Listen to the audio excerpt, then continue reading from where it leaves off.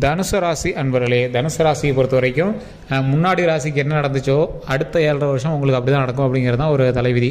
விருச்சிக ராசிக்கு நடந்த விஷயங்கள் உங்களுக்கு அதிகமாகவே உங்களுக்கு நடந்திருக்கும். முன்னாடி ராசி விருச்சிக ராசியோட கொஞ்சம் உங்களுக்கு ஆப்ட் இல்லாத மாதிரியும் இருக்கலாம். அதே மாதிரி இந்த தனுசு ராசியை பொறுத்த வரைக்கும் வாழ்நாள் முழுவதும் குடும்பத்திற்காக உழைக்கக்கூடிய ஒரு உன்னதமான ராசி அப்படின்னே சொல்லலாம். உங்களோட லைஃப் வந்து எப்படி இருக்கும் அப்படின்னா, ஃபஸ்ட்டு பார்ட்டு செகண்ட் பார்ட்டு, இப்போ திருமணம் முன் திருமணத்திற்கு பின்ங்கிற மாதிரி தான் இருக்கும். திருமணத்துக்கு முன்னாடி வரைக்கும் நீங்கள் சொல்கிறதே தான் நடந்திருக்கும். நீங்கள் ஃபேமிலிக்காகவே தான் பார்த்துருப்பீங்க. சில நேரங்களில் ஃபேமிலியோடு உங்களால் ஒன்றி இருக்க முடியாத ஒரு நேரமாக உங்களுக்கு வந்து அமைஞ்சிருக்கலாம். நிறைய தொழில் சார்ந்த விஷயங்களையும் சரி, கல்வி சார்ந்த விஷயங்களும் சரி சிறந்து விளக்கக்கூடிய ஒரு ராசி. நிறைய யோசனைகள் அதிகமாக இருக்கக்கூடிய ஒரு ராசி. அதே மாதிரி ஃபேமிலியை பொறுத்த வரைக்கும் உங்களுக்கு வந்து கொஞ்சம் ஆப்டாக பொருந்தாது அப்படின்னு தான் சொல்லணும். உங்களுக்கு நீங்கள் வந்து எல்லா விஷயத்துலையுமே எங்களுக்கு வந்து சப்போர்ட்டாக இருப்பீங்க. சில விஷயத்தில் அவங்க வந்து உங்களுக்கு சப்போர்ட்டாக இருக்க மாட்டாங்க. அது ஒரு முக்கியமான விஷயமா இருக்கும். நீங்கள் வந்து நிறைய பேர்கிட்ட சண்டை சச்சரவுகளை வந்து அதிகமாக செய்யக்கூடிய ஒரு ராசியாக தான் இருப்பீங்க. நிறைய பேர் கூட உங்களுக்கு ஆப்டாக பொருந்தாது. ஆனால் நண்பர்கள் வட்டாரம் அதிகமாக இருக்கும். தேவைக்கு மட்டும் எங்களோட நண்பர்கள்ட்ட பேசுவீங்க, கரெக்டான அதுக்கு தகுந்த மாதிரி இருந்துக்குவீங்க. ஸோ இந்த மாதிரி இருக்கக்கூடிய உங்களுக்கு பல நாட்களாக பல சிக்கல்களை வந்து சந்திச்சிருப்பீங்க. பிடிக்காத திருமணம், பிடிக்காத குழந்தைகள், ஏதோ ஒரு விஷயத்தில் பிடிக்காத சில விஷயங்கள், குழந்தை விஷயத்தில் ஏதோ நிறைய தடைகள் ஏற்பட்டது, குழந்தை இழப்புகள் சந்திச்சிருப்பீங்க, குழந்தை இல்லைன்னு தவிச்சிருப்பீங்க. ஏதோ ஒரு விஷயத்தினால நீங்கள் வந்து மைண்டை உறுத்திக்கிட்டே இருந்திருப்பீங்க. பிடிக்காத இடத்துல வந்து நீங்கள் வேலைக்கு சேர்ந்துருப்பீங்க, பிடிக்காத நாட்டுக்கு போயிருப்பீங்க. இந்த மாதிரி ஏதோ ஒரு சின்ன சின்ன விஷயங்கள் வந்து உங்களுக்கு வந்து உறுத்திக்கிட்டே இருந்திருக்கும். அந்த விஷயங்கள்லாம் இனி வரக்கூடிய காலங்களில் எப்படி இருக்க போகுது, பிடிக்காம அந்த இடத்துல செலக்ட் ஆகிட்டோம், எப்படி அந்த இடத்த வந்து மெயின்டைன் பண்ண போகிறோம் அப்படின்னு இருக்கீங்களா, இனி வரக்கூடிய காலங்கள் எப்படி இருக்க போகுது அப்படிங்கிறது இந்த வீடியோ. வரக்கூடிய இந்த 2 வாரங்கள் வந்து உங்களுக்கு ஒரு அதிர்ஷ்டமான வாரம் அப்படின்னு சொல்லலாம். ஸோ இந்த அதிர்ஷ்டமான வாரத்தில் பல நன்மைகளும் நடக்க போகுது. அதை பற்றி நம்ம இந்த வீடியோ முழுசாக பார்க்க போகிறோம். அதே மாதிரி இந்த வீடியோவை ஸ்கிப் பண்ணாமல் பாருங்கள். நிறைய பேர் தனிப்படையான ஜோதிடம் பார்க்கணும் அப்படின்னு ஆசைப்பட்டீங்க. தனுசு ராசியை பொறுத்த வரைக்கும் ஒரு 10 கோடி பேர் 20 கோடி பேர் இந்தியாவில் இருப்பான். எல்லாத்துக்கும் ஒரே வீடியோவில் பதில் சொல்ல முடியுமா அப்படின்னா முடியாதுங்க. கீழே அதுக்கு தான் டிஸ்கிரிப்ஷனில் கான்டாக்ட் நம்பர் டீட்டெயில்ஸ் கொடுத்துருக்கு. நிறைய அரசியல் பிரமுகர்களுக்கும், நிறைய ஜோதிட ரீதியான வல்லுநர்களுக்கும், அரசியல்வாதிகளுக்கும், நிறைய ஆக்ட்ரஸுக்கும், சினி துறையில் இருக்கிறவங்களுக்கும் ஒரு பர்சனலாக சீக்ரெட் ஜோதிடராக இருக்கக்கூடிய ஒரு நம்பர் தான் நான் வந்து கீழே கொடுத்துருக்கேன். ஃபோன் மூலமாகவே நீங்கள் வந்து காண்டாக்ட் பண்ணி தெரிஞ்சுக்கலாம். ஜஸ்ட் நீங்கள் ஒரு ஃபோன் பண்ணுங்கள், அதே போதுமானது. அதிலே நீங்கள் வந்து அவரோட சின்ன சின்ன பாயிண்ட்ஸ் மூலமாகவே நீங்களாம் அசந்து போயிருவீங்க. அந்தளவுக்கு வந்து ஒரு ஜோதிடம் பார்ப்பாங்க. ஸோ ஒரு நம்பர் கீழே கொடுத்துருக்கேன். உங்களுக்கு உபயோகப்படுது அப்படின்னா ஜஸ்ட் கால் பண்ணி கேட்டு தெரிஞ்சுக்கோங்க. சரி சார், இப்போ நம்ம முக்கியமான விஷயத்துக்கு வரலாம். இந்த ராசியினரை பொறுத்த வரைக்கும், தனுசு ராசியை பொறுத்த வரைக்கும் சில சிக்கல்களில் மாட்டி ஒரு எப்படி சொல்கிறது, ஒரு கயிறு கும்பலாக இருக்குது, ஒரு மீன் வலையில் வாட்டின மீன் மாதிரி தவிச்சிட்டு இருப்பீங்க. என்ன பண்ணுறதுனே தெரியல சார், என்ன பண்ணுறதுனே தெரியல சார், எல்லாமே பிடிக்காம பண்ணோம், ஆனால் இப்போ பிடிச்சிருச்சு சார். லைஃப் வந்து ரொம்ப ஒரு எல்லார் வாழ்க்கையிலையுமே ஒரு குறிப்பிட்ட டைமில் வச்சு செஞ்சு விட்ருவோம். பிடிக்காம சில விஷயங்கள், அதில் வெறுத்து போகிற மாதிரி சில விஷயங்கள், நிறையா விஷயத்தை வந்து சந்திக்க வச்சுருக்கோம். அந்த மாதிரி ஒரு விஷயம் 2023 உங்களுக்கு நடந்திருக்கும். 23, 22 உங்களுக்கு வந்து நிறைய விஷயம் வந்து சந்திச்சிருப்பீங்க. கரெக்டாக சொல்லணும் அப்படின்னா 2020, 21 வந்து உங்களுக்கு சின்ன சின்ன வாட்டி வதக்கல், ஃபேமிலி பிரச்சனை, மருத்துவ ரீதியான செலவுகள், இது எல்லாமே சந்திச்சிருப்பீங்க. இதில் 2023, 24 வந்து உங்களுக்கு நிறைய கஷ்டங்களே நீங்கள் சந்திச்சிருப்பீங்க. லைஃபை வெறுக்கக்கூடிய கஷ்டங்கள்லாம் சந்திச்சிருப்பீங்க. 2024 வந்து பார்த்திங்கன்னா சில இழப்புகள்லாம் நீங்கள் வந்து சந்திச்சிருக்கிறதுக்கான நேரங்களும் அதிகமாகவே இருக்குது. நிறைய சண்டை சச்சரவுகளை சந்திச்சிருக்கான நேரமாகவும் இருந்திருக்கும். கல்வி ரீதியான விஷயங்களில் சில தடைகளும் ஏற்படலாம். குழந்தைகள் ரீதியான விஷயங்களில் சில தடைகளும் இருக்கலாம். அதுக்கான மருத்துவ செலவுகளும் அதிகமாக இருக்கலாம். அதற்கு பிறகு வந்து பார்த்திங்கன்னா 2024, 25, 2024 to 25 ஓரளவு கொஞ்சம் விடிவு காலம் உங்களுக்கு தெரிய ஆரம்பிச்சிருக்கும். உங்களுக்குன்னு ஒரு உறவு உருவாக ஆரம்பிச்சிருக்கும். திருமணமாக இருக்கும், குழந்தை இல்லாதவங்களுக்கு குழந்தை உருவாகிருக்கும், வாகனம் இல்லாதவங்களை வாகனம் வாங்கியிருப்பீங்க, வீடு கட்டாமல் இருக்கீங்க, வீடு கட்டியிருப்பீங்க, நிலம் இல்லாமல் இருக்கீங்க, நிலம் வாங்கியிருப்பீங்க. ஆனால் கடன் ரீதியான விஷயங்களில் சில விஷயங்கள் எல்லாமே அப்படி தான் பண்ணியிருப்பீங்க. மாதம் லோன் கட்டிக்கலாம், மாதம் இஎம்ஐ கட்டிக்கலாம், அந்த மாதிரி விஷயத்தை தான் நீங்கள் வந்து உருவாக்கியிருப்பீங்க. இருந்தாலும் உங்களுக்கு வந்து சாட்டிஸ்ஃபை இருக்கா அப்படின்னு பார்க்கும்போது பழசை கம்பேர் பண்ணும்போது இப்போ எவ்வளோ பரவாயில்ல அப்படிங்கிற மாதிரி தான் இருப்பீங்க. போக போக இதுதான் உங்களுக்கு பெஸ்ட்டுன்னு தோண வைக்கக்கூடிய காலகட்டம் இனி வரும்.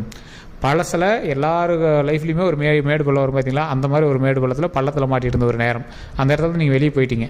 ஸோ இனி வரக்கூடிய நாட்களில் ஒரு பொக்கிஷமான நாட்களாக, ஒரு அன்பு மிகுந்த நாட்களாக, மிகப்பெரிய ஒரு சந்தோஷம் மிகுந்த நாட்களாக, அது மட்டும் இல்லாமல் தொழில் ரீதியாக அதிக வளர்ச்சி தரக்கூடிய நாட்களாகவும் இனி வரக்கூடிய நாட்கள் அமைய போகுதுங்க. அதே மாதிரி நிறைய பேருக்கு தெரியாத ஒரு விஷயம் என்ன அப்படின்னா, இந்த தனுசு ராசி பொறுத்த வரைக்கும் முருகனுடைய அருள் அதிகமாக வந்து கிடைக்கும். ஸோ நிறைய உங்களுக்கு வந்து ஆணாக இருந்தாலும் சரி, பெண்ணாக இருந்தாலும் சரி, அவங்களோட வாழ்க்கையில் நிறைய பேர் கடந்து தான் வந்திருப்பீங்க.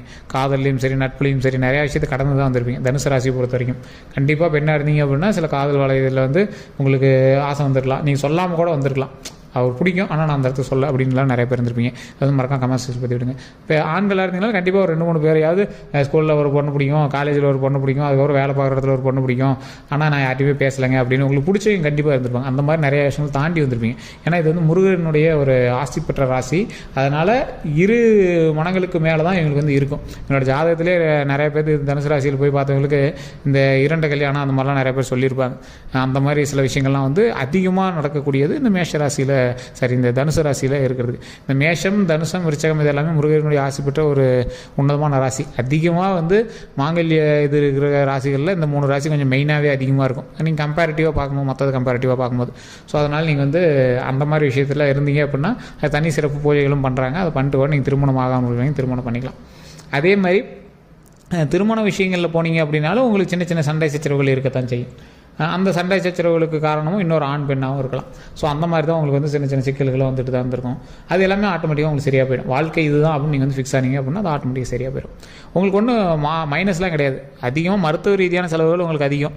ஒன்றே உங்களுக்காக இருக்கும், அப்படி இல்லைனா உங்களுடைய தாய் தந்தையருக்காக இருக்கும், இல்லை உங்களோட கூட பிறந்தவங்களுக்காக இருக்கும், இல்லைனா உங்களோட கணவன் மனைவிக்காக இருக்கும், இல்லை நீங்கள் கல்யாணம் பண்ணிட்டு போனீங்க அப்படின்னா அந்த வீட்டில் இருக்கவங்களுக்கு அந்த மாதிரி விஷயங்களுக்கு தான் மருத்துவ ரீதியான சில சண்டைகள், சில அமௌண்ட்டு செலவாகிறது.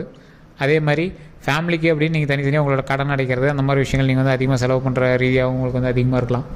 அந்த செலவு பண்ணக்கூடிய விஷயங்கள் ஒரு பாசிட்டிவான விஷயம் தான். கடன் அடைக்கிறது ஒரு நல்ல விஷயம் தான். அது தகுந்தாற் போல் உங்களுக்கு வருமானம் வந்துட்டு தான் இருக்குது, இல்லைன்னா சொல்லவே முடியாது.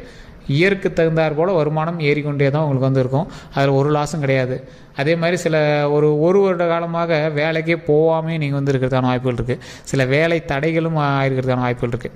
முன்ன சொன்னது 50% அப்படின்னா மீதி இருக்கிற 50% பேருக்கு தான் இந்த வேலை தடை அப்படின்னு இருக்கிறது. வருமானத்துக்கு 0 ஆகிட்டு வேலை தடை அதிகமாக இருக்கிற காலகட்டமும் உங்களுக்கு இருக்குது. அது உண்மை எப்படின்னா மறக்காம கமெண்ட் செக்ஷனில் பதிவிடுங்க. குறிப்பிட்ட ஆட்களுக்கு வேலை வந்து தடையாக இருக்கும், இல்லைனா கம்பெனிலேருந்து தூக்கியிருப்பாங்க, இல்லைனா ஏதோ ஒரு விஷயத்தினால வீட்டிலேருந்தே நீங்கள் வந்து ஏதோ ஒரு தொழில் பண்ணிக்கலாம் அப்படின்னு நீங்கள் வந்து வீட்டிலேருந்தே பண்ணிகிட்டு இருப்பீங்க. இல்லை ஏதோ ஒரு ரீதியினால் நீங்கள் வந்து இடமாற்றம் வந்து சந்திச்சிருப்பீங்க. இடத்த மாற்றி ஒரு இடத்துலேருந்து மாறி இருப்பீங்க. இதுக்கான காரணம் ஏதோ ஒரு ரீசனாக இருக்கலாம். ஃபேமிலியோட மேட்டராக இருக்கலாம், உடல் ரீதியான பிரச்சனைகளாக இருக்கலாம், இல்லை கம்பெனிலேருந்து உங்களை துரத்திட்டாங்க அப்படின்னு இருக்கலாம், இல்லை கம்பெனி மாறுறீங்க அப்படின்னு இருந்துக்கலாம், இல்லை ஏதோ ஒரு ட்ரான்ஸ்ஃபர்னால நீங்கள் வேறு கம்பெனிக்கு போகிற மாதிரி இருந்திருக்கலாம். இது மாதிரி இடமாற்றத்தை நீங்கள் வந்து சந்திச்சிருப்பீங்க. இதுவுமே ஒரு வகையில் நல்லது தான். மறுபடியும் எப்பயும் போல் நீங்கள் வந்து செட் ஆகிக்கலாம். இது ஒரு வகையில் நல்லது தானே தவிர இது எந்த ஒரு மைனஸும் கிடையாது. அதே மாதிரி நிறைய வருமானம் தரக்கூடிய ஒரு நேரம் அப்படிங்கிறதுனால இது குறிப்பிட்ட தெய்வத்தை வணங்கி, அதாவது முருகர் வழிபாடு கண்டிப்பாக பண்ணுங்கள், குலதெய்வ வழிபாடு கண்டிப்பாக பண்ணுங்கள், திருப்பதி ஏழுமலையான கண்டிப்பாக வணங்குங்க. இந்த தெய்வத்தை வணங்குனீங்க அப்படின்னா தடையாக இருக்குது, வருமானம் 0ல் இருக்குது அப்படின்னா உங்களுக்கு வந்து வருமானத்தை ஏற்றி கொடுக்கும். இன்னொரு 1.5 வருடம் 2 வருடங்களுக்கு கொஞ்சம் உங்களை வந்து நீங்கள் மூவ் பண்ணுற மாதிரி உங்களோட ஸ்டேரிங் திரும்பாது, வண்டியோட ஸ்டேரிங் நீங்கள் மூவ் பண்ணுற மாதிரி திரும்பாது, கொஞ்சம் அசைவுகள் இருக்கத்தான் செய்யும். சார் நீங்கள் வருமானம் அதிகமாக வர நேரங்கிறீங்க ஆனால் வரலையே அப்படிங்கிறீங்களா, அந்த ஸ்டேரிங்கை கரெக்டாக பிடிக்கக்கூடிய அமைப்பு வந்து ஸ்டேரிங்கே கொஞ்சம் லூஸாக தான் இருக்குங்க. நீங்கள் இறுக்கி பிடிக்கிறதுலாம் கரெக்டாக தான் பிடிக்கிறீங்க, ஸ்டேரிங்கே கொஞ்சம் லூஸாக தான் இருக்குது. ஸோ அதை நீங்கள் அதுக்கு தகுந்த மாதிரி நீங்கள் வந்து கரெக்டாக ஹேண்டில் பண்ணுற வரைக்கும் கொஞ்சம் ஒரு ஆடிட்டு தான் போகும். அந்த 1.5 வருஷம் கழித்து ஆட்டோமேட்டிக்காக பர்ஃபெக்டாக ரெடி ஆகிக்கும். நீங்கள் திருப்புற பக்கம் கரெக்டாக திரும்பும். ஸோ அந்த அளவுக்கு நீங்கள் ரெடி ஆகணும் அப்படின்னா அதுக்கான காலகட்டம் வரணும். ஸோ அது வரைக்கும் ஓரளவுக்கு பரவாயில்லையாக இருக்கக்கூடிய அளவுக்கு தான் இருக்குங்க. ஏன்னா கஷ்டங்களை சந்திச்சிட்டிங்க ஏற்கனவே, அதனால் இப்போ ஓரளவு கொஞ்சம் ரிலாக்ஸாக இருக்குது. ஒரு ஹைப்பர்லாம் தொட்டுட்டிங்க, அதனால் பிரச்சனை இல்லை. ஆனால் ஒரு சிலருக்குமே அந்த தொழிலேருந்து வெளியே வந்தாங்க பார்த்தீங்களா, அவங்க ஃபினான்ஷியலாக இன்னும் ஸ்டெபிலிட்டி ஆகிறதுக்கு இன்னும் ஒரு 1.5 வருஷம் 1 வருஷம் கண்டிப்பாக ஆகுங்க. அது வரைக்கும் எந்த ஒரு இடத்தையும் விட்டுறாதீங்க, உங்களோட ஹோப்பை விட்டுறாதீங்க. அது 0 ஆகிட்டோம் அப்படின்னு உட்காந்துடாதீங்க. உங்களுக்கு குறிப்பிட்ட டைம் தான் அப்படி, மற்றபடி உங்களாம் ஹைப் தூக்கி விட்டுரும். அதனால் நீங்கள் கவலையே பட தேவையில்லை. அதை நம்பி அது வீணாக போச்சுன்னா நீங்கள் பாட்டு முடங்கிடாதீங்க. இப்போ தான் நீங்கள் அதிகப்படியாக வேலை செய்யணும். அதாவது ஒரு பள்ளத்தில் கீழே பள்ளம் இருக்குது, மேலே வந்து நடந்துகிட்ருக்கீங்க, டக்குன்னு ஒரு சர்க்கிளில் கீழே சறுக்கிட்டீங்க, சறுக்குனோடனே கீழே விழுவுறான் அப்படின்னு நினச்சிட்டு கீழே விட்றாதீங்க. கொஞ்சம் தான் சறுக்கிறீங்க, அது கரெக்டாக மறுபடியும் அந்த ஸ்டேஜுக்கு போகிறது கொஞ்சம் இறுக்கி பிடிச்சி மேலே ஏறினீங்கன்னா போதும். இப்போ பழசை விட நீங்கள் இன்னும் கிரிப்பாக பிடிச்சி ஏறணுமே தவிர பயத்தில் விட்டுறக்கூடாதுங்க. கொஞ்சம் கிரிப்பாக பிடிச்சி ஏறினீங்க அப்படின்னா பழைய ஸ்டேஜுக்கு மறுபடியும் வந்து பழைய ஸ்டேஜை விட்டு இன்னும் மேலேயும் வந்துடலாம். ஸோ அதனால் நீங்கள் வந்து பயப்படாமல், ஏதாவது யார் பேச்சையும் நீங்கள் வந்து உதாசீனப்படுத்தாமல் எல்லார் பேச்சையும் கேட்டுக்கிட்டு, நட்போட்டாரங்களோடையும் இருந்துக்கிட்டு, எல்லாத்துக்கூடையும் பேசிக்கிட்டு, நல்ல ஒரு நண்பர்களோட கூட்டத்தை சேர்த்துக்கிட்டு, ஃபேமிலிக்காக சில விஷயங்கள் பண்ணுறீங்க அப்படின்னா ஃபேமிலியை வந்து எதிர்த்துக்காமல் கரெக்டாக நீங்கள் மூவ் ஆன் ஆனீங்க அப்படின்னா பழைய சக்ஸஸை விட நிறைய சக்ஸஸ் எதிர்பார்க்கலாம். அதுவும் கூடிய விரைவிலே உங்களுக்கு வந்து நன்மைகள் வந்து அதிகமாக கிடைக்கிற வாய்ப்புகள் அதிகமாக இருக்குது. ஸோ இந்த வாய்ப்பெலாம் விட்டுறாதீங்க. இப்போ நான் சொன்ன விஷயங்கள் உண்மை அப்படின்னா மறக்காம கமெண்ட் செக்ஷனில் பதிவிடுங்க. ஓம் அப்படிங்கிற வார்த்தையை போட்டு பின்னாடி உங்களுடைய குலதெய்வத்தின் பெயரை போட்டு போற்றி அப்படிங்கிற வார்த்தையை போட்டு 3 டைம் வந்து கமெண்ட் செக்ஷனில் பதிவிடுங்க. ஒரு எக்ஸாம்பிள் சொல்லணும் அப்படின்னா ஓம் முருகரே போற்றி, ஓம் முருகரே போற்றி, ஓம் முருகரே போற்றி, இந்த மாதிரி சொல்லி நீங்கள் வந்து போட்டிங்க அப்படின்னா போதுமானது. அதை ஃப்ரீ டைமில் வீட்டில் வந்து சொல்லி பாருங்கள். அது ரொம்பவே நல்லது. அது உங்களுக்கே போக போக தெரிய ஆரம்பிக்கும். இந்த டைமில் கொஞ்சம் ஓரளவுக்கு உங்களோட ஸ்டெபிலிட்டி கம்மியாக இருக்குது அப்படின்னா அமைதியை வந்து நிலைநாட்டணும். கொஞ்சம் அமைதியாக இருந்தீங்க அப்படின்னா பல நன்மைகள் வந்து சேர்த்துக்கான நேரம் அமையும். ஸோ இதுதான் வந்து முக்கியமாக நான் சொல்ல வேண்டியது.